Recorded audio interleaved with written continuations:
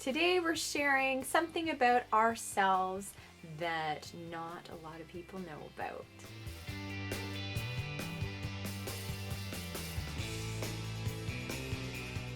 Welcome back. If this is our first time meeting, I am Elizabeth, the Ruthless Crafter, and on my channel I talk about all things knitting, crochet, and crafting with the kids. You're watching part of my daily vlog 2020 challenge where I give some behind the scenes sneak peeks about who I am, what I do, how I do it as a handmade business owner, and as well as a marketing agency owner. Something not a lot of people know about me is that I need to be organized, both in my physical space. If it is cluttered and disorganized, I can't function. I actually have to physically leave because it makes me sick. In that I can't focus and I actually get a stomach ache and feel really not good about it. So that's not saying that my house is completely decluttered and organized, but when it gets to a point where, just upkeep hasn't been happening and it gets really bad, then I do have to make that one of my priorities to focus on and just get stuff out of the house. And another part of that is if I don't have a plan, I just can't. I don't know where to start. Yes, I'm one of those people. I have a to-do list for my to-do list, but I'm really productive when I have taken the time to plan things out, put deadlines on different projects, and then I can prioritize from there. I'm going to show you what I mean. Here is a view of what I see when I am working. See what I mean? View lists upon lists upon lists. However, it really gets stuff done. So let me explain to you what it all is. The white papers that were on the top left corner is my Q1 map. It has my financial goals. It has my deadlines. It has broken down into mini projects. And then what I've done, I need to look at it. Then what I've done is I've had 3 main goals, and I break out each of the main goals and I determine what is involved in that project. And then I break out what must be done and by who, and I will set some deadlines in there as well. Then I take all of those and I break it out into 2-week sprints. So I figure out in what 2 weeks needs to happen to move it forward. And that helps me prioritize also what needs to happen. So I set deadlines and goals based on that. From there, I take my sticky notes and I put my Q1 calendar and I put sticky notes on it.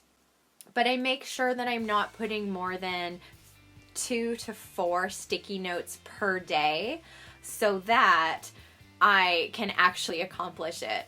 Because as you know, sometimes one sticky note represents 4 hours of work. Then I take my sticky notes and I use my handy dandy planner to block out different activities. So the bottom portion I have color coded if it's a marketing agency project or if it's a handmade business project, and I try not to do more than 2 to 4 tasks per business. Ideally I have only 4 total for the day, but sometimes that's just not realistic, especially this week because I got myself a little bit behind when I wasn't feeling well a few weeks ago, so I'm trying to play catch up. Also note for the week different business appointments or times that I have to take away from work for kids appointments or my appointments or sports activities or whatever else may be in there. And then the last portion that I keep track of in my planner is my marketing calendar to check off when I have got different things scheduled so that I know if there's not a blue check mark, I didn't do it for the day. And again, I do work ahead, so hopefully when I open the week, everything has a check mark on it because it means I have successfully scheduled it ahead of time. I also use my Google Calendar to block out time for the week. I won't be specific on the tasks, but I will know that for an hour and a half I want to write a blog post, and for an hour I want to record videos, and etc., etc. So I do it based on big projects, and then I look to my planner and my calendar and my quarterly map to figure out what I am actually going to do within that blocked time. Finally, I also use my Asana as a digital to-do list, and that has things that aren't in my planner. It will have things that I want to do for the house, for cleaning. It has my tasks repeat so that if for some reason all my sticky notes fall down, then I don't have to cry and rock myself in a corner. I have a backup and I knew what my plan was, generally speaking. I was reading Big Magic by Elizabeth Gilbert, and I'll put a link to the book below in the comments.